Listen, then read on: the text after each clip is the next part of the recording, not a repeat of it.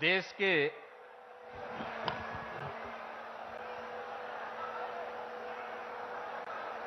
यशस्वी प्रधानमंत्री और दुनिया के सबसे लोकप्रिय राजनेता आदरणीय श्री नरेंद्र मोदी जी मंच पर उपस्थित जूना अखाड़ा के आचार्य महामंडलेश्वर पूज्य स्वामी अवधेशानंद गिरी जी महाराज, पूज्य स्वामी कैलासानंद ब्रह्मचारी जी महाराज, पूज्य संतजान सदगुरु श्री रितेश्वर जी महाराज, इस संपूर्ण कार्यक्रम के आयोजक आचार्य श्री प्रमोद कृष्णम जी,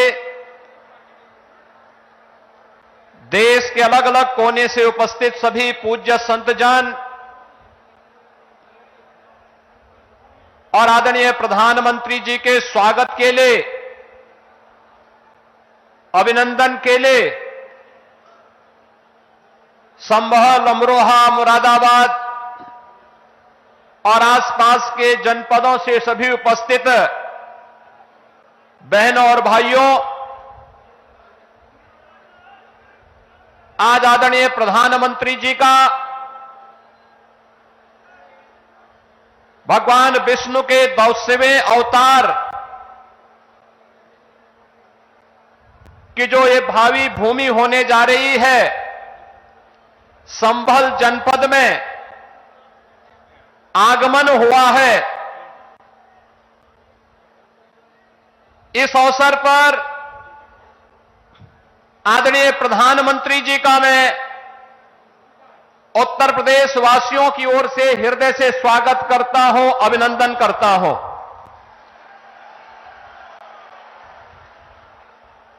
अयोध्या में 5 सदी के इंतजार को समाप्त करने के उपरांत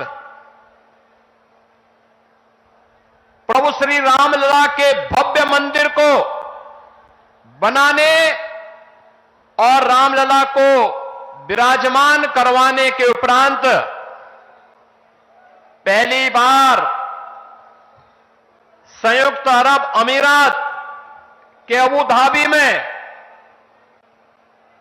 भगवान श्री नारायण के ही भव्य मंदिर के भव्य उद्घाटन कार्यक्रम के उपरांत आदरणीय प्रधानमंत्री जी का आगमन इस संभल जनपद में हुआ है।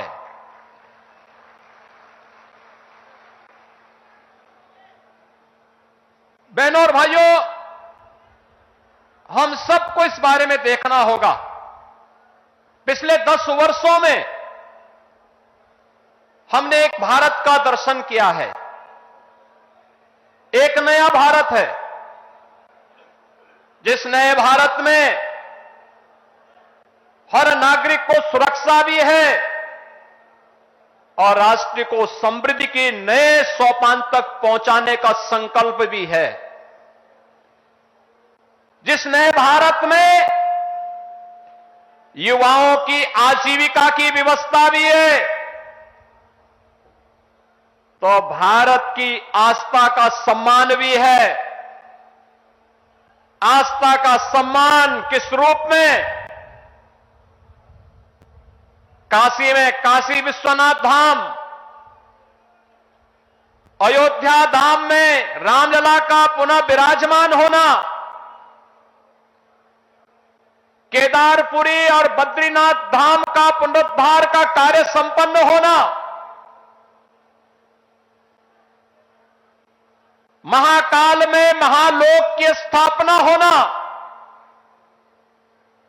ये वह नए भारत की तस्वीर है, जिस नए भारत में हर युवा की आजीविका की गारंटी भी है और आपकी आस्था की भी गारंटी है। यही मोदी की गारंटी है। भाइयों बहनों, ये आस्था का सम्मान जिन लोगों ने आस्था के साथ लगातार खिलवाड़ किया, वे न आजीविका ही दे पाए और न भारत की आस्था को ही सम्मान दे पाए। आज तो भारत की विरासत भी सम्मानित होती है वैश्विक मंच पर। जब योग को वैश्विक मान्यता मिलती है और 21 जून की तिथि को दुनिया के लगभग 200 देश एक साथ जब भारत के अंदर किसी एक स्थान पर प्रधानमंत्री मोदी जी के नेतृत्व में करोड़ों भारतीय योग की इस विधा के साथ जुड़ते हैं, तो दुनिया के 200 से अधिक देश भी भारत की ऋषि परंपरा के इस प्रसाद के साथ जुड़ते हैं। कुंभ का आयोजन यूनेस्को के द्वारा मानवता के मूर्त सांस्कृतिक धरोहर के रूप में से मान्यता देना हो, या फिर अबू धाबी में भी किसी हिंदू मंदिर का होना जो कभी कल्पना थी, आज वह साकार हो रही है। यही नहीं, भारत के अंदर जो पहले असंभव था, आज वो संभव हुआ है। जो पहले नामुमकिन था, आज मुमकिन हुआ है। और वह इसलिए हुआ है क्योंकि आपके पास एक यशस्वी नेतृत्व है जो भारत को समझता भी है, भारत को यशस्वी नेतृत्व भी देने की क्षमता रखता है, और वह यशस्वी नेतृत्व वैश्विक मंच पर भी पूरी मजबूती के साथ भारत के गौरव और भारत के सम्मान को बढ़ाता है। और ये हम सब इस बात के लिए गौरवान्वित महसूस करते हैं जब प्रधानमंत्री मोदी जी का सम्मान दुनिया के मंच पर होता है। पूरी दुनिया उन्हें आशा भरी निगाहों से देख रही है। जिसके लिए भारत भारत कहलाता था, आज आजादी के बाद पहली बार 140 करोड़ की आबादी का भारत इस चीज को महसूस कर रहा है। आज सीमाएं सुरक्षित हुई हैं, तो भारत के अंदर भी हर तबके का व्यक्ति अपने आप को सुरक्षित महसूस करता है। यह संबल क्षेत्र हम सब जानते हैं, यहां पर खेती किसानी के साथ ही इस पूरे क्षेत्र के विकास को लेकर के यहां की कारीगरी और हस्तशिल्प को भी प्रधानमंत्री मोदी जी ने आगे बढ़ाने का काम किया। पीएम विश्वकर्मा योजना के माध्यम से जो पहले यहां पर तकनीक नहीं थी, आज कॉमन फैसिलिटेशन सेंटर बना करके संभल जनपद के अंदर भी बटन बनाने की परंपरागत व्यवस्था को नई तकनीक के साथ जोड़ करके वन डिस्ट्रिक्ट वन प्रोडक्ट और पीएम विश्वकर्मा के माध्यम से आज वह भी वैश्विक मंच पर चीन को प्रतिस्पर्धा दे रहा है। मुरादाबाद का ब्रास का आइटम हो या अमरोहा का ढोलक, यह एक नई पहचान के साथ आगे बढ़ रहा है। ये चीजें पहले भी थी, लेकिन जिस निराशा और हताशा में थी, आज इस नए भारत में एक गरीब को मकान भी मिल रहा है, तो इंफ्रास्ट्रक्चर के बड़े बड़े कार्य भी हो रहे हैं। संभल जनपद में गंगा एक्सप्रेसवे पूरी मजबूती के साथ बन रहा है और यहां पर औद्योगिक क्लस्टर भी विकसित होने जा रहा है।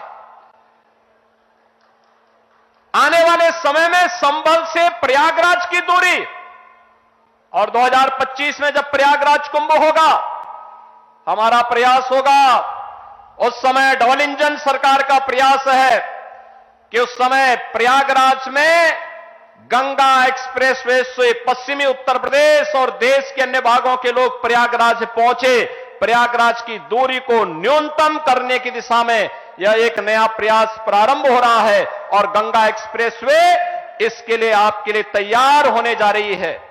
यह जो कुछ भी हो पा रहा है, चाहे वह अच्छा इंफ्रास्ट्रक्चर का हो, चाहे वह मुरादाबाद का बहुत शीघ्र प्रारंभ होने वाला एयरपोर्ट का हो, चाहे वह हस्तशिल्पी और कारीगरों के सम्मान का हो, चाहे वह नौजवानों के रोजगार का हो, और चाहे किसानों के आमदनी को कई गुना बढ़ा करके उनके जीवन में परिवर्तन करने का हो। ये सभी कार्य ये नए भारत की एक नई पहचान बन रहे हैं और ये संभव हुआ है आदरणीय प्रधानमंत्री जी के यशस्वी नेतृत्व के कारण। आज प्रधानमंत्री जी का आगमन इस भगवान विष्णु के 10वें अवतार के रूप में भगवान कल्कि, जिन्हें भारत के शास्त्रों ने, चाहे वह महाभारत हो, श्रीमद् भागवत महापुराण हो, स्कंद पुराण हो, विष्णु पुराण हो, या अन्य जितने भी ऐसे महत्वपूर्ण शास्त्र हैं जिनका बहुत स्पष्ट कहना है कि कलयुग और सतयुग की संधि काल में, युगाब्द के अंत में भगवान कल्कि का अवतार अवश्य होगा और इस धराधाम में पुनः सनातन धर्म की स्थापना का जो कार्य उस समय अधूरा रह गया है वह उनकी कृपा से संपन्न होगा। तो ये मान करके चलिए कि अयोध्या धाम में रामलला के विराजमान होने के बाद प्रधानमंत्री जी ने जो शुरुआत की है यह वहां से उसकी शुरुआत है और यह होकर के रहेगा। आज आदरणीय प्रधानमंत्री जी शिला रखने के लिए स्वयं इस कल्कि धाम के इस आयोजन में यहां पर उपस्थित हुए हैं। मैं आप सभी श्रद्धालुजनों से, प्रदेशवासियों की ओर से आदरणीय प्रधानमंत्री जी का संबल जनपद की इस धरती पर हृदय से स्वागत करता हूं, अभिनंदन करता हूं। धन्यवाद। जय जय श्री राम।